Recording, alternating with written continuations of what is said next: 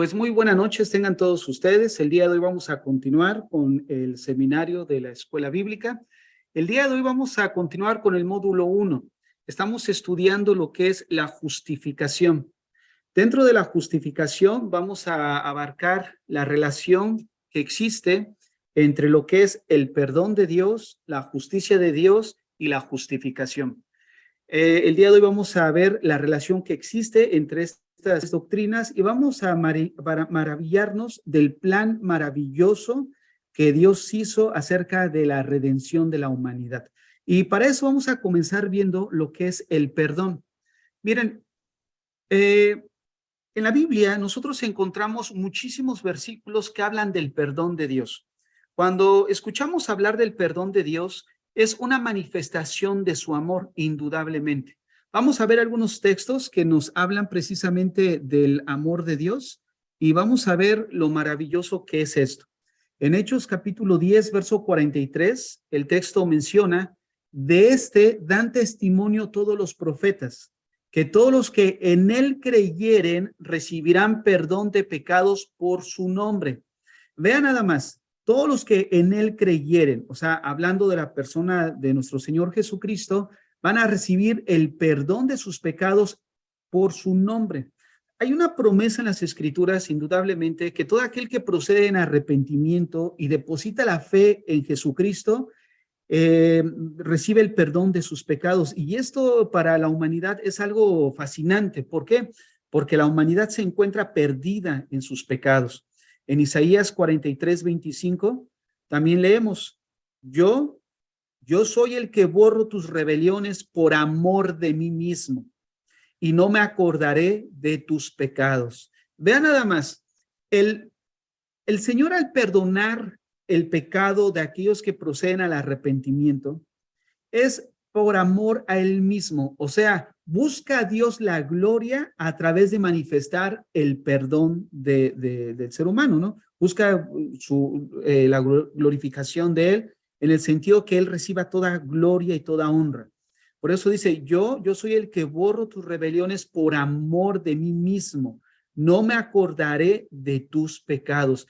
Qué increíble. Miren, esta es una promesa maravillosa. No me acordaré de tus pecados, ¿no? Si nosotros hiciéramos un análisis de nuestra vida y desde pequeños recordáramos todas las fechorías, las cosas que hicimos que de alguna manera han ofendido a Dios, y venir y escuchar las palabras de Dios donde dice, yo no me voy a acordar de tus pecados. Miren, esto es la mayor manifestación del amor de Dios sobre la humanidad, ¿no es cierto? Hay otro texto más que quiero mencionar.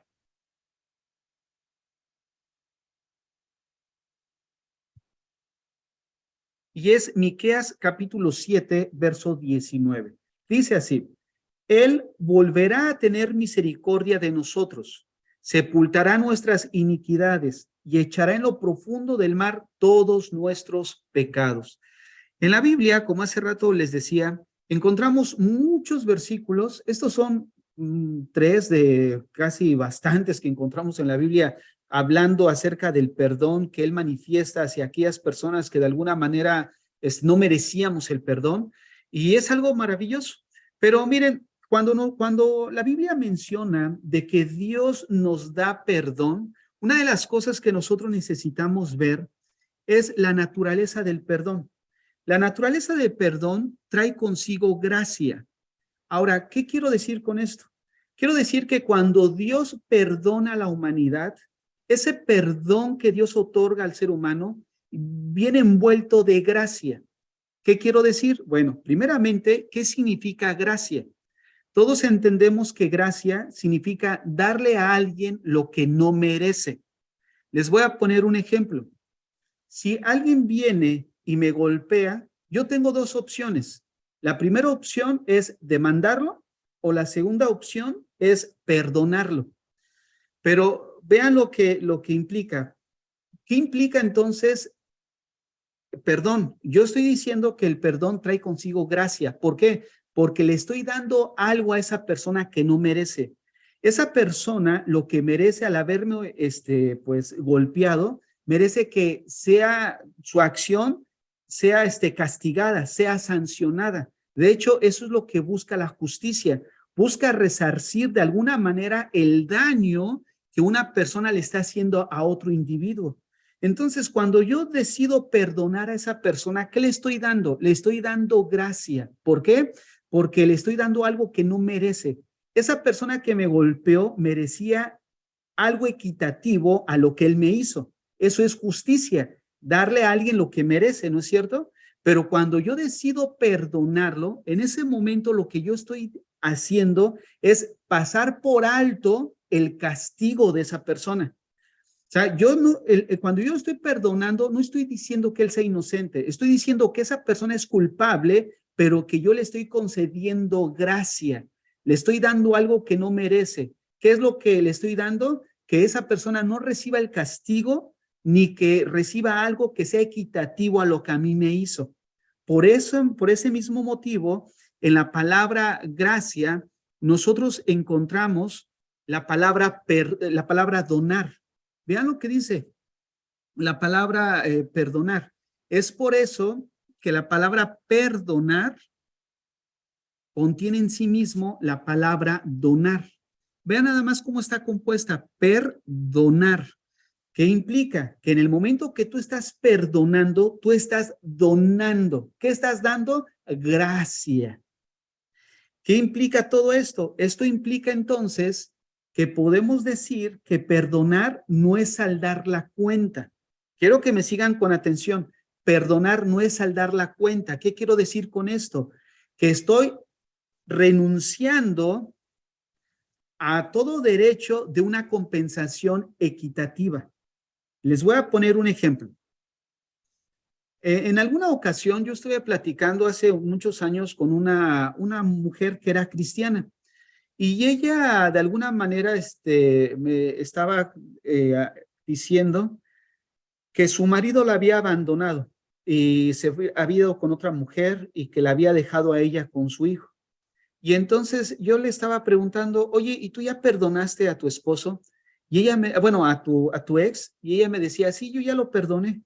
Pero yo observaba amargura en su corazón, porque ella decía, pero yo no entiendo, o sea, yo no entiendo por qué, si él fue el que se fue con otra mujer, él fue el que pecó, él fue el que hizo el agravio, ¿por qué le va bien y a mí me va mal? O sea, ¿por qué a él sí le va bien en la circunstancia en las que cometió la acción y a mí me va mal? O sea, fíjense, esta persona estaba esperando que su marido recibiera algo equitativo a lo que le hizo a ella. Y perdonar significa abandonar el derecho a una compensación equitativa. Por eso la palabra perdón conlleva gracia, porque yo estoy renunciando a que esa persona reciba algo, o mejor dicho, estoy renunciando a que de alguna manera yo sea compensado por lo que esa persona me hizo. Entonces, quiero que me siga con atención porque esto es importante, sobre todo también en las relaciones personales que nosotros tenemos diariamente, ya sea con tu esposo, con tu esposa, con un familiar o dentro de la iglesia, porque muchas veces decimos, bueno, sí, ya perdoné, pero estás esperando que algo le venga a esa persona que sea equivalente a lo que a ti te hizo. Y eso no es perdonar. Perdonar es abandonar, renunciar al derecho de recibir una compensación equitativa. Por eso estoy diciendo que perdonar no es saldar la cuenta, simplemente es abandonar el derecho a una compensación equitativa. Ahora, escúchenme con atención. Esto, de alguna manera, genera un problema. ¿Qué problema es? ¿Cómo Dios puede perdonar a alguien? Porque si entendemos nosotros que perdonar es, de alguna manera, no dejar en un momento dado, no buscar que esa persona a la que se le está perdonando por haber hecho un agravio no reciba castigo. ¿Cómo Dios puede perdonar a alguien y Dios mismo no faltar en su carácter justo? Recordemos que ya estudiamos acerca de la doctrina de la justicia de Dios, hablando de su atributo. ¿Qué quiere decir esto? Que Dios va a actuar de acuerdo a lo que Él es. ¿Qué implica? que Dios va a dar el pago correspondiente a las acciones de las personas. Él no acepta cohecho, Él no acepta soborno, Él no es corrupto. ¿Qué quiere decir? Que si alguien hizo algo, la justicia demanda castigo. La pregunta es, ¿cómo Dios puede perdonar a alguien y a la vez ser él mismo justo? ¿Por qué? Porque estamos hablando que al perdonar es en un momento dado, implica que esa persona se le está pasando por alto un castigo determinado por lo que hizo. ¿Cómo Dios puede pasar por alto un castigo determinado que una persona ha hecho y él mismo permanecer justo? ¿Se acuerdan del ejemplo que les puse del juez? Supongamos, se los voy a volver a repetir para que traigamos a la memoria y refresquemos esto. Supongamos que llevan a un asesino ante el juez y el esposo de la mujer que lamentablemente este hombre le quitó la vida está ahí frente al juez. Y el esposo está esperando que el juez sentencie al culpable, ¿no? Al asesino. Y el juez le diga al asesino, ¿sabes qué? Te voy a dejar en libertad porque soy un juez lleno de amor. Y como soy un juez lleno de amor, yo te otorgo el perdón. O sea, eso sería un acto injusto, ¿no es cierto? Ahora, de esa misma manera podemos nosotros ver que el perdón crea un problema en ese sentido. ¿Cómo Dios puede perdonar y él mismo no ser injusto? Porque esa persona a la que está perdonando realmente es culpable.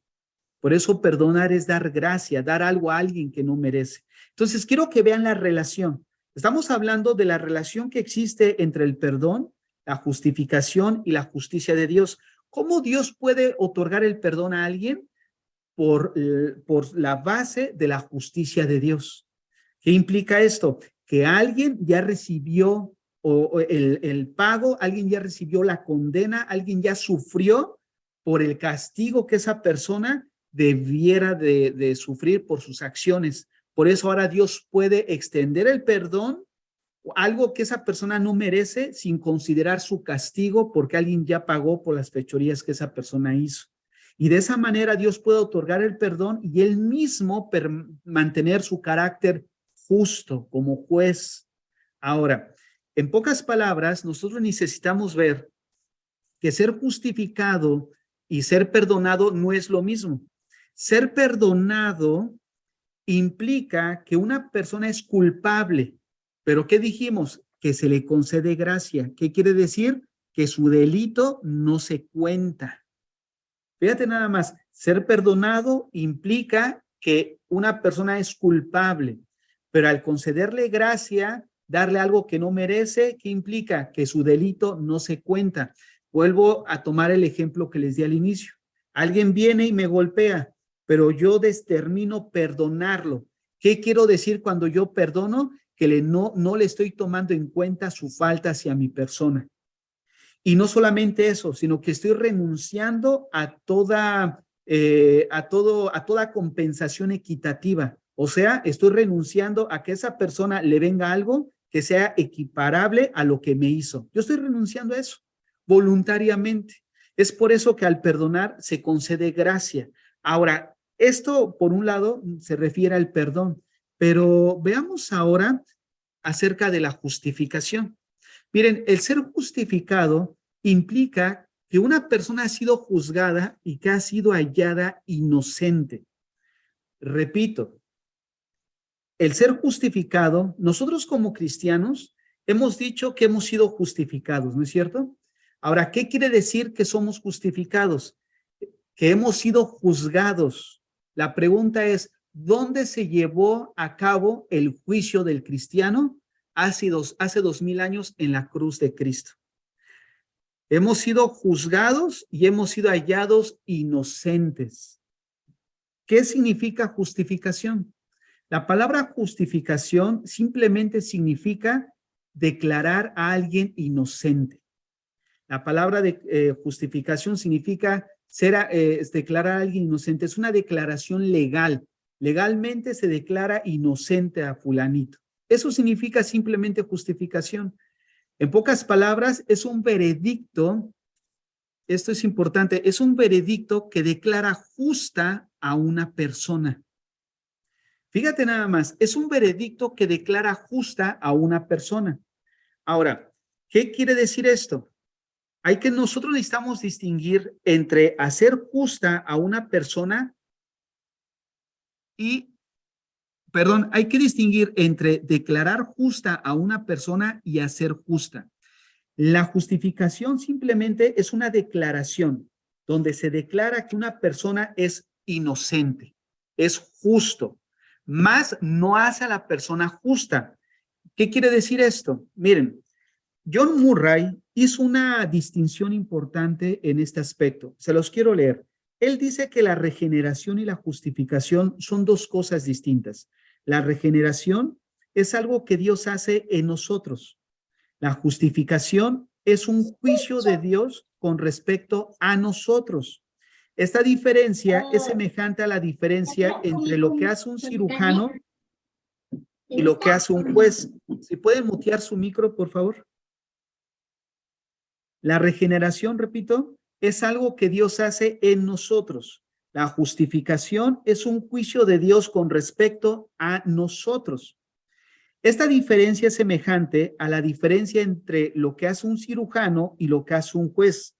Cuando el cirujano nos extripa un cáncer interno, hace algo dentro de nosotros. Eso no es lo que hace el juez. El juez da un veredicto en cuanto a nuestra posición judicial. Si somos inocentes, así lo declara. Entonces, cuando nosotros estamos hablando de esta doctrina de la justificación, simplemente, repito, es declarar que alguien es inocente. ¿Qué quiere decir esto? Que ahora esa persona es colocada en la rectitud de Dios. ¿Qué implica? Que somos vistos como si no hubiéramos violado un solo mandamiento de Dios. Les voy a poner un ejemplo. ¿Por qué la autoridad canadiense no viene y me arresta? O sea, ¿qué impide que un policía venga y me arreste? ¿Por qué no lo hace? Porque yo no he violado ninguna ley, ¿no es cierto? En el momento en que yo violo una ley, el gobierno tiene la prerrogativa para venir y arrestarme, ¿no? Pero no lo puede hacer. ¿Por qué? Porque yo no he violado ninguna ley. A eso se refiere la justificación, en el sentido de que ahora somos colocados en la rectitud de Dios. Dios nos ve como si nunca hubiéramos violado un solo mandamiento. A eso se refiere la justificación. Somos colocados en una posición justa delante de Él, pero no nos hace justos internamente. Es la diferencia. Soy declarado justo, que es muy diferente a ser justo. Yo no soy justo, soy culpable. Es por eso que cuando Dios nos perdona, pasa por alto nuestra culpabilidad. Ahora, ¿por qué pasa por alto nuestra culpabilidad? Porque en la justicia, en la doctrina de la justificación, hemos sido juzgados y hemos sido hallados inocentes. Pero te preguntarás, ¿cómo puedo ser hallado inocente si realmente yo soy culpable? Pues esto es algo que Dios da por gracia. ¿Por qué puede Dios perdonar y por qué Dios puede justificar a alguien? Porque alguien ya pagó por nosotros hace 2000 años en la cruz. Y eso es la justicia de Dios. La doctrina del perdón de Dios y la doctrina de la justificación se sostienen o tienen como base la justicia de Dios. ¿Qué me refiero con la justicia de Dios? El sacrificio de Cristo hace 2000 años en la cruz. Recordemos que cuando hablamos de la justicia de Dios, estamos hablando de que la demanda de un Dios justo por el pecado ha sido satisfecha a través del sacrificio de Cristo. Alguien ya pagó por nosotros. Entonces, ahora hay una base legal en la cual Dios puede extender su perdón y pasar por alto la falta de esa persona. Y ahora hay una base legal en la cual Dios puede declarar a alguien justo, a pesar de que no es justa la persona, pero ahora es puesto en una posición como si nunca hubiéramos violado un solo mandamiento. Fíjate qué hermosa bendición que ahora tenemos nosotros como cristianos cuando nos arrepentimos genuinamente. Dios nos extiende su perdón, nos concede gracia, pasa por alto nuestro castigo, no nos da conforme a lo que mereciéramos. Y no solo eso, sino también nos justifica.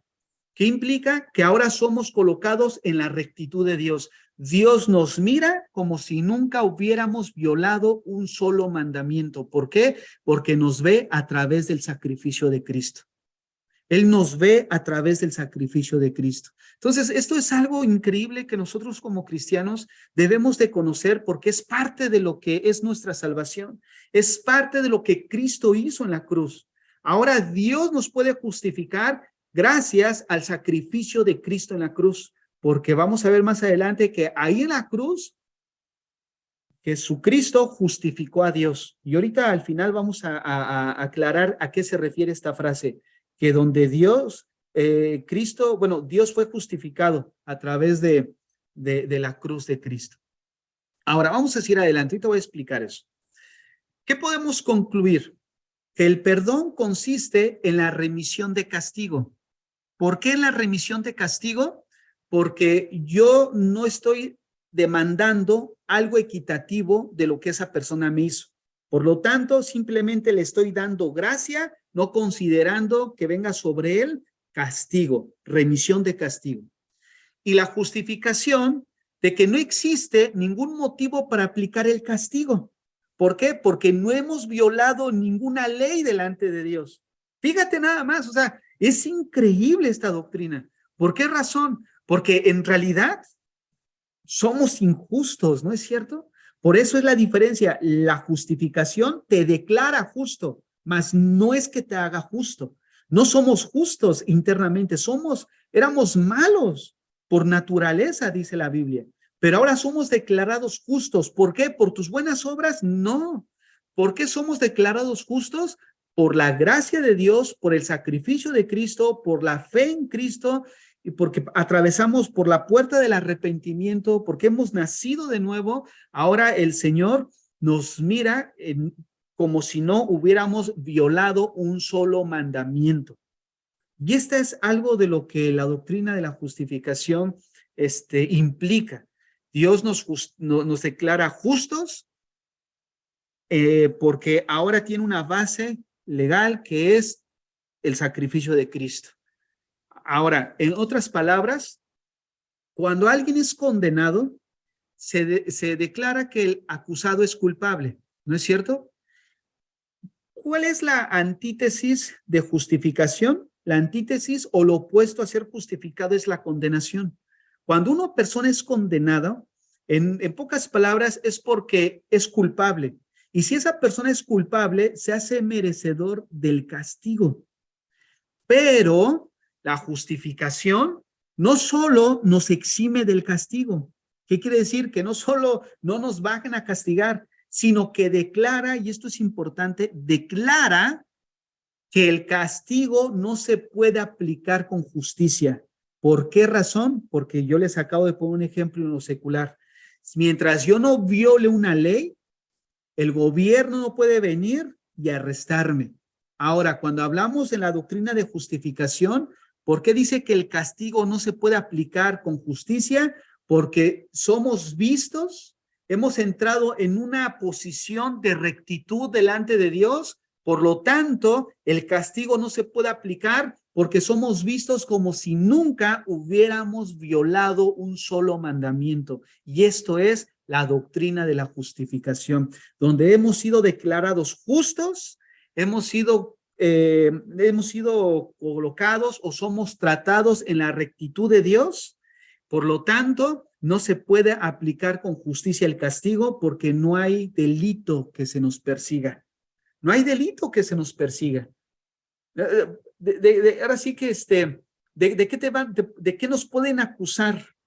¿De qué nos puede acusar el diablo? ¿De qué nos puede acusar la persona antes de Cristo? ¿No? O sea, hablando antes de Cristo, o sea, ¿qué nos pueden acusar? Todo eso ha quedado sepultado, Dios ha olvidado de nuestros pecados, Dios nos ha extendido el perdón, ha extendido su justificación para con nosotros. Ahora, algo que es importante en esto es que nosotros veamos cómo puede Dios justificar al impío y no afectar su carácter justo, porque de esto hemos tratado a lo largo de este módulo. ¿Cómo Dios puede decir a una persona que realmente es culpable, decirle que es justa y Dios no dejar de ser justo.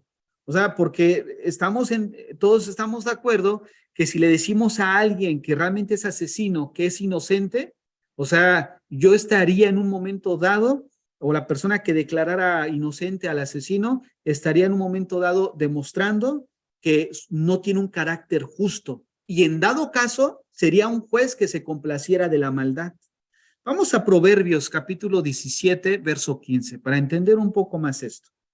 Dice Proverbios 17, 15, el que justifica al impío y el que condena al justo, ambos son igualmente abominación a Jehová.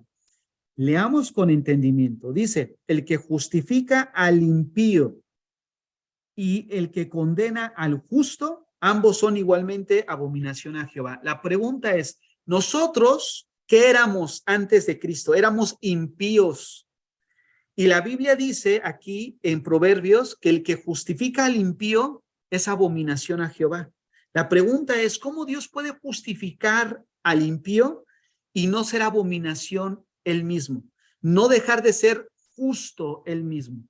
En en Éxodo 23:7, Éxodo 23:7 dice, de palabra de mentira te alejarás y no matarás al inocente y justo, porque yo no justificaré al impío. Fíjate nada más, él establece que no va a justificar al impío. Entonces, regresando a la pregunta, es ¿cómo Dios puede justificar al impío y no afectar su carácter justo? Bueno, básicamente por dos cosas. La primera es porque Cristo derramó su sangre para cancelar la culpa de nuestro delito. ¿Qué quiere decir esto? Miren, cuando hablo acerca de la sangre de Cristo, no solamente estoy hablando literalmente de su sangre, sino cuando la Biblia hace mención de la sangre de Cristo, se refiere a la muerte violenta que él sufrió en la cruz. Se refiere a la muerte violenta que él vivió en ese sacrificio. ¿Qué implica eso? Que sobre la vida de Cristo vino la ira de Dios. Yo no lo he tratado aquí con ustedes, pero hay algo que nosotros necesitamos entender. Cuando nosotros como cristianos decimos, ay, es que somos salvos, necesitamos ver salvos de qué. Cuando nosotros decimos que somos salvos, necesitamos entender que somos salvos de Dios. ¿Por qué somos salvos de Dios? Vayan conmigo a Juan capítulo 3. Esto es importante, Juan, no lo tengo ahí en pantalla, pero si no, yo se los leo, nada más apunten los versículos para irnos rápido. Juan 3:25, perdón, Juan 3:36, Juan 3:36. El que cree en el Hijo tiene vida eterna, pero el que rehúsa creer en el Hijo no verá la vida, sino que la ira de Dios está sobre él. Fíjate nada más, cuando nosotros decimos, hey, somos salvos, implica ser salvos de Dios. ¿Por qué? Porque una persona, si no se arrepiente, la ira de Dios está sobre de él. Pero si esa persona se arrepiente, entonces la ira de Dios en un momento dado fue la que absorbió Jesucristo en la cruz por nosotros. Y cuando nosotros nos arrepentimos y ponemos nuestra confianza y creemos que Cristo llevó nuestra culpa y sufrió por nuestros pecados, en ese momento somos justificados y sucede lo que hemos estudiado, una doble imputación.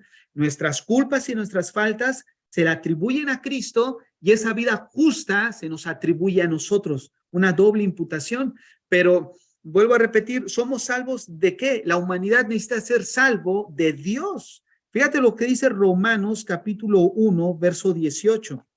Porque la ira de Dios se revela desde el cielo contra toda impiedad e injusticia de los hombres que detienen con injusticia la verdad. Efesios capítulo 4.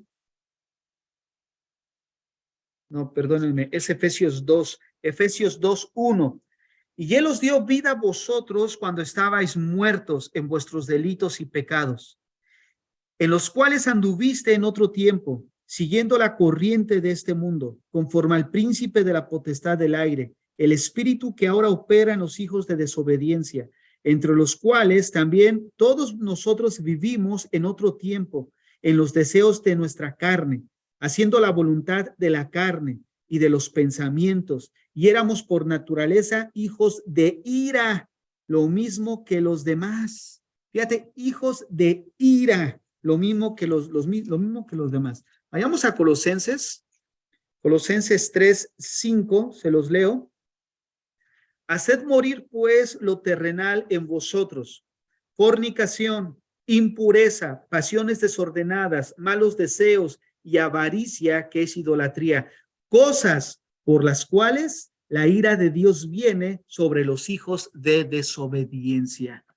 Entonces, cuando nosotros hablamos acerca de la sangre, o mejor dicho, cuando la Biblia menciona la sangre, se refiere a esa muerte violenta que recibió Cristo.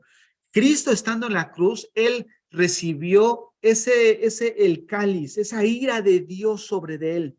La ira, esa ira que va a caer sobre aquellos hijos de desobediencia, quienes no se someten al señorío de Cristo.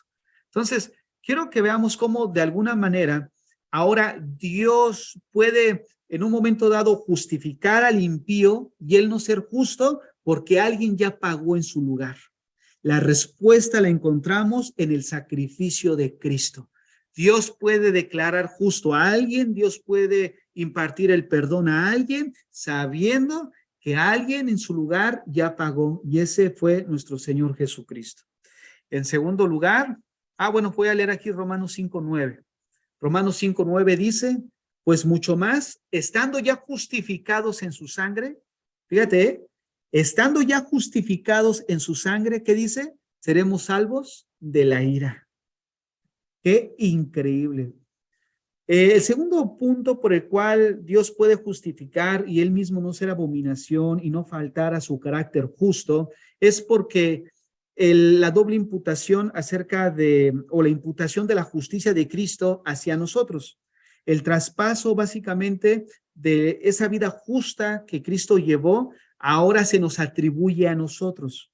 Entonces, esta es la segunda razón por la cual él puede justificar y no caer en esta abominación o no faltar a su justicia, porque vuelvo a repetir, todo está en la base del sacrificio de su Hijo Jesucristo.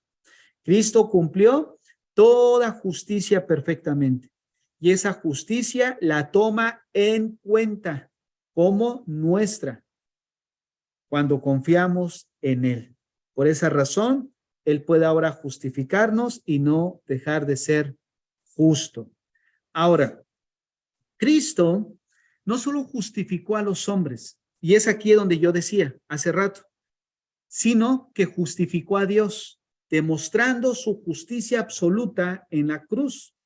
Quiero que veamos un texto que está en Lucas 7:29.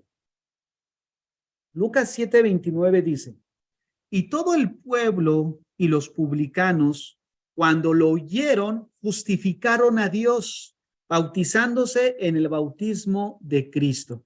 Miren, este versículo, explicarlo no me daría tiempo ahorita porque implica muchas cosas, pero yo solamente quiero explicar esta frase, justificaron a Dios. A grandes rasgos, todo el pueblo y los publicanos, o sea, los publicanos estaban en la categoría más baja de la sociedad, porque eran considerados al mismo nivel que las prostitutas. Ahora, pensemos en lo siguiente. ¿Qué quiere decir? Que el pecador declaró justo a Dios. ¿Qué no es al revés? Porque ahí dice que todo el pueblo y los publicanos justificaron a Dios. ¿Qué no es Dios el que justifica al impío? Porque al final, ¿por qué vamos a justificar a Dios si Dios es santo, no? Pero no se refiere a ese contexto. Recordemos que justificación, ¿qué significa declarar justo? Pero en el caso de nosotros, hacia la humanidad, se refiere a declarar justo porque estábamos de alguna manera, estábamos mal posicionados delante de él. Pero cuando esta frase va en dirección a Dios, quiere decir que declararon que Dios es justo. al derramar toda su ira sobre su Hijo Jesucristo y que Él es justo al castigar la maldad de los impíos. ¿Por qué? Porque cuando dice que justificaran a Dios, implica el hecho de que Dios demostró su carácter justo a darle el pago a cada quien. Esa es la idea que lleva esta frase, justificar a Dios. No quiere decir que lo hayan hecho justo, ¿no? Eso sería una aberración, incluso una herejía y blasfemia. No, quiere decir que declararon que Dios es justo al derramar toda su ira sobre el Señor, al aplicar juicio sobre el no arrepentido, pero también al aplicar su perdón y en el contexto de justificar al impío. ¿Por qué es justo al perdonar y al justificar? Porque Él, nuestro Señor Jesucristo, ya pagó en la cruz. Entonces, Dios es justo tanto para mandar a la persona a la condenación como para recibir a aquellos que se han arrepentido. En ambas posiciones, ahora vemos el carácter de Dios reivindicado. Él es justo en la actualidad. Puede decir a alguien, apártate de mí, maldito, al lago de fuego, como puede decir a los otros, vengan a mí, y amados hijos, ovejas de mi prado. Él es justo, tanto para condenar como para justificar.